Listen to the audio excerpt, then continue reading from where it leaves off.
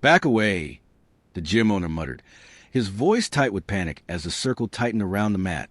This isn't what we agreed to. The crowd didn't listen. They never did when pride was on the line. At the center stood a quiet man in a plain gray sweatshirt. Hands relaxed at his sides, eyes steady but unreadable. He looked like he'd wandered in by mistake. Too small, too calm, too ordinary for the kind of tension crackling through the air. Across from him, a local champion bounced on the balls of his feet, muscles flexing under bright lights, soaking in the cheers like oxygen. Someone laughed from the bleachers. This'll be over in 10 seconds. The quiet man said nothing. He simply exhaled. The smell of sweat and varnish would hung thick in the air. A young boy in the front row clutched the railing, eyes wide. An elderly woman near the exit whispered a prayer, and the gym owner, who had seen too many fights and badly, rubbed his temples and wondered how a simple open exhibition had turned into something heavier, something personal. The champion stepped forward, grinning. Last chance to walk away. The quiet man tilted his head slightly, as if considering not the threat, but the weight behind it. Before this story goes any further, take a second to subscribe, because stories like this deserve to be heard. No one in that room knew the stranger's name. No one recognized the stillness in his posture or the restraint in his breathing. To them, he was just another outsider who didn't understand the rules of this neighborhood, this gym, this unspoken hierarchy. But the boy at the railing noticed something the others didn't. The quiet man wasn't afraid. And in that moment, before a single strike was thrown, the question hanging over the room wasn't who would win. It was who they were about to become. The gym had always been a place where boys tried to prove they were men. Tucked between a pawn shop and a shuttered diner on the edge of a working-class neighborhood, it smelled of liniment dust and stubborn dreams. The paint peeled in thin curls from the walls, and the heavy bags bore the scars of years of frustration. It wasn't pretty, but it was honest. Frank Dorsey had owned the place for 30 years.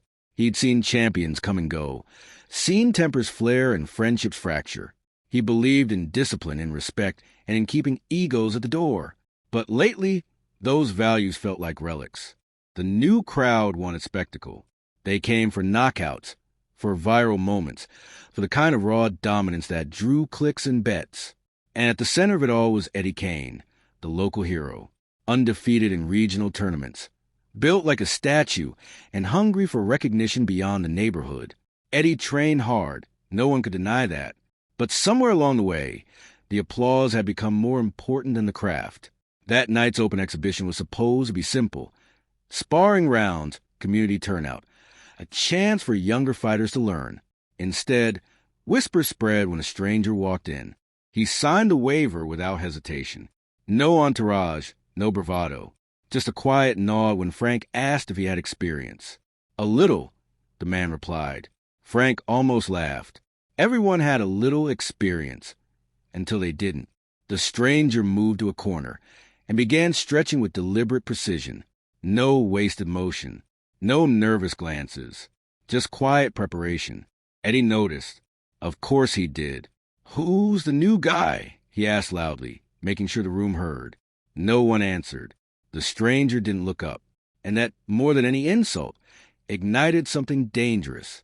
Eddie had grown up 3 blocks from the gym, in an apartment where the heat worked only when it felt like it, and the walls were thin enough to carry every argument from next door. Fighting had been his escape, then his identity. People said he was a natural, but they didn't see the mornings he ran before sunrise or the nights he stayed late, hitting the bag until his knuckles split. He told himself he deserved the spotlight, but the spotlight was fickle. A video of his last knockout had spread online, bringing new faces into the gym, some supportive, some eager to see him fall. Every cheer now carried an edge, every compliment a silent challenge. He couldn't afford to look weak.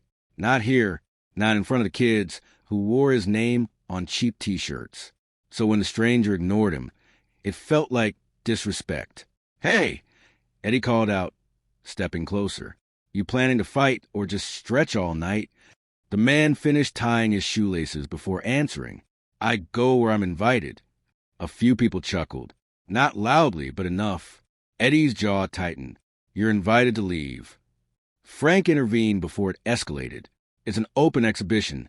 Eddie. Everyone gets around. The room shifted, tension sliding into anticipation. Spectacular. The stranger stood and offered a small bow of his head, not submissive, not arrogant, just acknowledgement. Eddie scoffed. You bowing to me now? To the space, the man said quietly, and to the people in it. That answer lingered longer than any insult could have.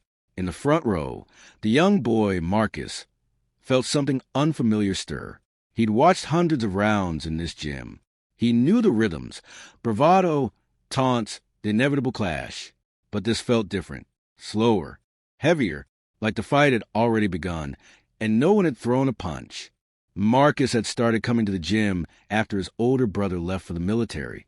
The house felt too quiet without him, and his mother worked late shifts at the hospital. At the gym, noise filled the gaps. The thud of gloves, the squeak of sneakers, the low hum of men trying to become something more. He admired Eddie. Everyone did. Eddie had made it out without really leaving. He was proof that someone from their block could be seen, respected, maybe even remembered. But the stranger unsettled him. It wasn't his size or his silence. It was the way he watched. Not like someone measuring opponents, but like someone listening for something beneath the noise. Marcus leaned over the railing. "Mister," he whispered when the man passed by, "you sure you want to do this?" The stranger paused, meeting the boy's gaze. His eyes were warm, almost amused. "Doing what?" "Fighting Eddie. He doesn't lose."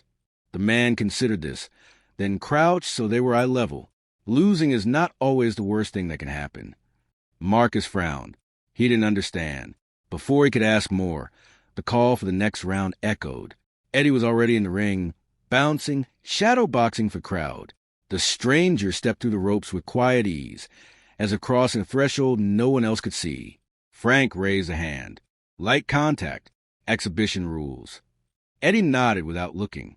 The stranger inclined his head. The bell rang, and the room held its breath. The first exchange was almost invisible. Eddie lunged forward, fast and confident, expecting resistance, a clash of force against force. Instead, the stranger shifted, a subtle pivot that redirected the momentum. Eddie stumbled half a step, catching himself before anyone could register as a mistake. A murmur rippled through the crowd. Eddie reset, circling now, eyes narrowing. He feinted left, struck right, a combination that had dropped opponents twice his size. The stranger's hands moved just enough. Not blocks, not counters, adjustments, like he was guiding a conversation rather than winning an argument. Frank felt his stomach knot. He had seen this before, long ago, in a different city, in a different life. The memory tugged at him, half-formed and unsettling. "Stop playing," Eddie muttered, launching a flurry meant to overwhelm. The stranger stepped inside the barrage, not to strike, but to close distance. Their shoulders brushed. For a fraction of a second, they stood chest to chest. "Breathe," the stranger whispered. Eddie shoved him away, anger flaring. The crowd misread the moment as dominance and roared approval. Eddie raised his gloves, feeding on the noise, but something had shifted behind his eyes, a flicker of doubt he couldn't name. Marcus gripped the railing so tightly his knuckles turned white. He didn't know the rules of technique, but he knew what he was seeing. Eddie was trying to win. The stranger was trying to teach. And no one in the room was ready for that lesson. Eddie came out harder in the second round, pride stinging where no punch had landed. He wasn't used to being redirected, to feeling his own strength used against him like a mirror. The cheers now sounded distant, warped by the drumbeat in his ears. He threw a hook meant to end the conversation. The stranger stepped just outside its arc, not retreating, repositioning. His hand touched Eddie's forearm briefly, a point of contact so light it could have been mistaken for balance. Yet Eddie's arm fell offline, the strike dissolving into air. "Fight me," Eddie snapped. "I am," the man replied. The words weren't mocking. That made them worse. Eddie charged, abandoning form for force. The crowd surged to its feet. This was what they came for: collision, dominance, a clear winner. Instead, they saw restraint. The stranger absorbed, redirected, yielded where needed, advanced where possible. He never struck with full force. When openings appeared, and they did, he let them pass. Not out of fear, but choice. Frank felt the room's energy tilt from excitement to confusion. People didn't know how to cheer for what they didn't understand. At the edge of the mat, Marcus whispered, "Why doesn't he hit him?" No one answered, because the answer would have forced him to confront something uncomfortable. That strength without control was just noise, and noise, no matter how loud, could not command respect. Between rounds, Eddie sat on the stool, chest heaving. His coach, a part-time volunteer with more heart than experience, leaned in. "You're overcommitting. Stick to your jab." Eddie barely heard him. His gaze stayed locked on the stranger across the ring, who stood with eyes closed, breathing slow and steady. No sign of fatigue, no swelling ego, just stillness. "What's your name?" Eddie called out. The man opened his eyes. Names matter less than actions. The crowd shifted again, uncertain whether to laugh or listen. Eddie wiped sweat from his brow. "You think you're better than me?" "I think you are better than this moment," the man said. The bell rang before Eddie could respond. He rose with a snarl, but beneath it lay something unfamiliar. Not fear, not yet. Something closer to being seen. The third round began with less noise. Even the crowd seemed to sense that whatever was happening on that mat was no longer about a simple win or loss. It was about identity, about who Eddie believed himself to be when the cheers faded. He advanced carefully this time, testing distance, probing with his jab. The stranger met him with equal precision, their movements weaving into a rhythm that felt almost like cooperation. Then Eddie saw an opening, a real one. He stepped in, committed, and stopped an inch from the man's jaw. He could have landed it. The stranger nodded once, acknowledging the choice. Eddie's glove trembled. The bell rang, and the crowd, unsure why, began to clap. After the third round, the noise in the gym softened into something closer to respect. People leaned forward not for spectacle, but for understanding. The energy had shifted from hunger to attention. Marcus felt it most. For the first time, he saw Eddie not as a symbol, but as a person. Someone struggling to reconcile who he was with who he wanted to be. Eddie remained standing between rounds, refusing the stool. "Why are you doing this?" he asked. The stranger rolled his shoulders, loosening tension. "Because someone once did it for me." Eddie searched his face for mockery and found none. "Did what?" "Refused to let me mistake noise for strength." The words landed heavier than any blow. Frank stepped closer to the ropes. "Keep it clean," he said, but his voice carried a note of gratitude. He had spent years trying to teach discipline to young fighters. Tonight, he was watching it unfold in real time. The fourth round began with quiet intensity. Eddie moved with control now, each step deliberate. The stranger responded in kind. Their exchanges were brief, precise, questions and answers spoken through motion. At one point, Eddie slipped and nearly fell. A collective gasp rose from the crowd. The stranger reached out instinctively, steadying him before he hit the mat. For a heartbeat, they stood there, hands connected. The crowd didn't cheer. They watched, and in that silence, something more powerful than victory took root. Midway through the fifth round, the moment arrived. A young fighter from the back, fueled by adrenaline and impatience, shouted, "Knock him out, Eddie. Show him who runs this place." The words cut to the fragile calm like broken glass. Eddie froze. The old reflex surged, the need to dominate, to prove, to silence doubt with force. He saw the opening again, clearer this time. One strike, full power, and the crowd would erupt. The narrative would return to something simple. Win, lose, applause. He drew back his fist. The stranger did not raise his guard. Instead, he met Eddie's eyes, not in challenge, but in trust. In that instant, Eddie understood the true stakes. This was not about a fight. It was about the kind of man he would be when given the chance to harm someone who refused to harm him back. His arm shook. He lowered his fist. "I'm done," Eddie said, voice rough but steady. The bell rang, though no one had touched it. For a moment, the room did not react. Then Frank exhaled a breath he felt he'd been holding for years. The stranger bowed, not to the crowd, but to Eddie, and the gym, for the first time that night, felt like a place of learning again. The aftermath was quieter than anyone expected. No triumphant music, no raised arms. Just the sound of people shifting in their seats, trying to make sense of what they had witnessed. A fight that ended without a decisive blow felt incomplete to some, but to others, it felt like the most complete thing they had ever seen. Eddie stepped out of the ring first. The cheers were hesitant, then growing. Not the roar of spectacle, but the steady rhythm of respect. He didn't bask in it. He nodded once, acknowledging the crowd, then turned to the stranger. "You could have hurt me," he said. "Yes." "Why didn't you?" "Because you were already fighting something heavier." Eddie looked away, swallowing hard. For years, he had measured his worth in victories, and how quickly he could silence opponents. Tonight, he had been forced to confront a different measure: restraint, humility, choice. Marcus pushed through the crowd, stopping a few feet away. "Mister, who are you?" The stranger smiled faintly. "Someone who believes you become what you practice." Frank approached, wiping his hands on a towel.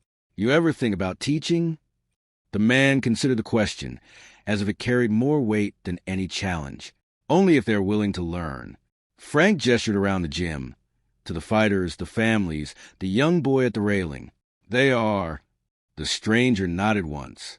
And just like that, the night's meaning shifted from spectacle to possibility. Word spread quickly, as it always did. By the next morning, the story had traveled beyond the neighborhood. Not as a viral clip of a knockout, but as a quiet account of a fight that didn't happen. Some dismissed it.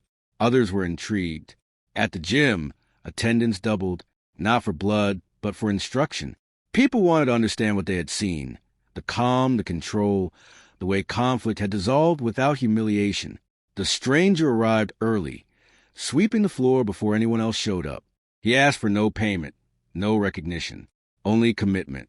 Eddie was the first to arrive. They stood facing each other on the mat. No crowd this time. "I want to learn," Eddie said. The stranger studied him. "Then you must unlearn." Eddie nodded, accepting the paradox. Training began not with strikes, but with breathing, not with dominance, but with balance. The younger fighters grew restless at first, craving the adrenaline they were used to. But slowly, they began to feel the difference. The way controlled movement conserved energy, the way awareness prevented mistakes. Marcus watched every session, absorbing lessons he couldn't yet name. Frank leaned against the doorway, a quiet smile softening his weathered face. For the first time in years, the gym felt aligned with its purpose, not to create champions, to shape character. Weeks passed, and the transformation became undeniable. Eddie's movements changed first. The tension that once coiled in his shoulders eased, replaced by fluid precision. He still trained hard, but the hunger for applause had softened into something steadier, a desire to improve, to understand. One afternoon, a visiting fighter arrived, brash and dismissive. "Heard this place went soft," he sneered. "Where's the guy who used to knock people out?" Eddie stepped forward, calm. "He's still here. He just learned there are better ways to win." The visitor scoffed, but something in Eddie's posture gave him pause. There was no need to prove anything, and that absence of desperation was more intimidating than any show of force. The stranger watched from the sidelines, offering no intervention. This was Eddie's moment to embody the lesson. They sparred lightly. The visitor swung wide, expecting retaliation. Instead, he found himself off balance, guided safely to the mat. No humiliation, just a quiet realization. He left without another word. Marcus turned to the stranger. "Is that what winning looks like?" The man considered. "Winning is when no one leaves smaller than they arrived." Marcus repeated the words under his breath, committing them to memory. The gym became a refuge for more than fighters. Parents brought their children, hoping discipline would anchor restless energy. Veterans found solace in the structured calm. Even those who had never thrown a punch discovered value in the practice of presence. One evening, Marcus's mother arrived after a shift, exhaustion etched into her face. She watched her son move through drills with careful focus, his usual restlessness replaced by intent. "What changed?" she asked Frank quietly. He nodded toward the mat, where the stranger demonstrated a simple pivot. "Someone reminded us what this place was for." She watched Marcus bow before stepping off the mat, a gesture of respect he had never shown at home. Her eyes glistened. The stranger approached, offering a gentle nod. He listens well. He's had to grow up fast, she replied. We all do, the man said. In that moment, the gym's impact extended beyond technique. It became a space where people practiced being better versions of themselves, not perfectly, but intentionally, and that intention began to ripple outward. Months later, the neighborhood hosted a community event in the park. Music, food, demonstrations. The gym was invited to showcase their training. Frank hesitated, wary of turning discipline into performance. But the stranger agreed on one condition: no fights. They demonstrated movement, balance, and controlled sparring. Eddie and Marcus partnered, their coordination drawing quiet admiration. There were no knockouts, no theatrics, just a visible trust between partners. A man in the crowd scoffed. Looks like dancing. The stranger smiled. It is a dance where both people leave whole. The remark lingered, disarming cynicism. After the demonstration, children lined up to try simple drills. Laughter replaced tension. Parents joined in, awkward at first, then smiling as they found rhythm. Eddie watched the scene unfold, a sense of fulfillment settling in his chest. He had chased recognition for years, believing it would validate him. Instead, he found meaning in helping others feel seen. He glanced at the stranger. You changed this place. The man shook his head. You did. You chose to. The stranger never stayed long in any one place. Frank sensed in the way he packed his bag, efficiently, without attachment. One morning, the mat was empty, the air carrying only the echo of his lessons. On the office desk lay a note. Strength is a responsibility. Thank you for remembering. Frank folded the paper carefully, emotion tightening his throat. He gathered the fighters and read the message aloud. No one spoke for a long moment. Eddie broke the silence. We keep going. And they did. Training continued, not as imitation, but as embodiment. The principles had taken root. Respect, restraint, awareness. Marcus began assisting younger kids, his voice steady with newfound confidence. The gym no longer needed a quiet stranger to remind them who they could be. They had become it. Years later, the story of that night still circulated, not as legend, but as a touchstone. People spoke of the fight that ended without violence, the champion who chose restraint, the stranger who taught without claiming credit. Marcus, now grown, stood at the front of the gym, addressing a new generation.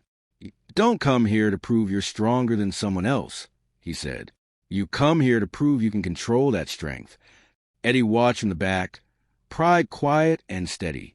Frank's photograph hung near the entrance, a reminder of the man who had kept the doors open long enough for transformation to take root.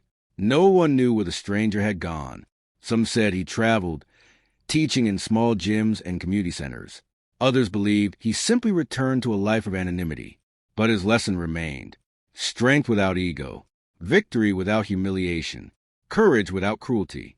The mat bore new scuffs now, fresh marks layered over old ones, evidence of time, effort, and growth. Each step taken upon it carried the weight of choices made in moments when no one was watching, because in the end, the fight had never been about winning. It had been about becoming. From which part of the country are you watching the story?